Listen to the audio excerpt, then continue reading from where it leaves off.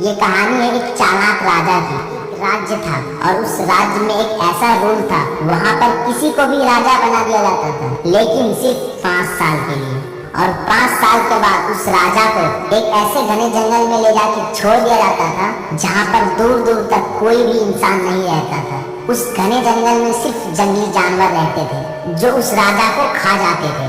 और ऐसा हर 5 साल के बाद होता था, क्योंकि हर 5 साल के बाद किसी न किसी को नया राजा बनाया जाता था और जो पुराना राजा होता था उसे उस घने जंगल में छोड़ दिया जाता था। जो भी लोग राजा बनते थे वो राजा बनने के बाद अपनी जिंदगी में इतना खो जाते थे, वो ये सब भूल जाते थे उनके साथ 5 साल के बाद क्या होने वाला है। और राजा बनने के बाद वो लोग बहुत ही ऐशो आराम की जिंदगी जीते थे।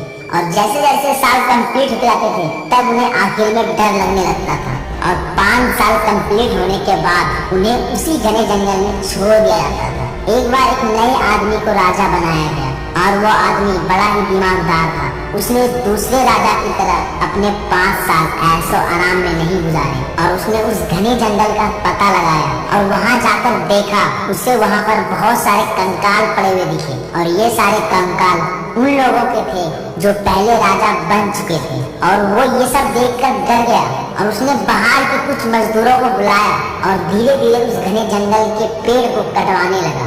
और उस घने जंगल में जितने भी जंगली जानवर थे उसने उन सबको पकड़वा कर दूसरे जंगल में छोड़ने के लिए लगा दिया गया। और धीरे धीरे करके उस राजा ने 3 साल के अंदर उस घने जंगल को एक खुले मैदान जैसा बना दिया।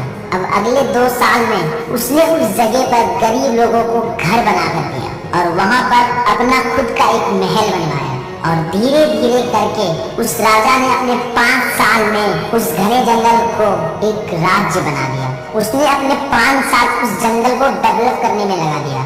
जब उस राजा के 5 साल कंप्लीट हुए तो उस राज्य के लोगों ने उसे उस घने जंगल में छोड़ दिया, जो कि अब वो बहुत बड़ा राज्य बन चुका था। जब ये राजा वहाँ पर गया, वहाँ इसका फूलों से स्वागत किया गया। अब वो वहाँ का राजा बन चुका था। अब उसने अपनी सारी जिंदगी आराम से गुजारी। दोस्तों, में इस कहानी से हमें ये सीख मिलती है, ये जो हमारी 20 से 25 की जो एज होती है, यही वो एज होती है जो हमारा फ्यूचर डिसाइड करती है। अगर आपने ये 5 साल उन पुराने राजाओं की तरह ऐशो आराम में गुजार दिए तो आपको आगे बहुत तकलीफ आएगी, क्योंकि यही वो एज होती है जहाँ आपको सही गलत के डिसीजन लेने पड़ते हैं और आपका एक फैसला डिसाइड करता है कि आपका फ्यूचर कैसा होगा। आगको एमिति नुआ नुआ वीडियो देखिबाकू एबे ही सब्सक्राइब करंतु आ पाखरे आसुथिबा घंटी चिन्हटी को बजाई ऑन कर दियंतु।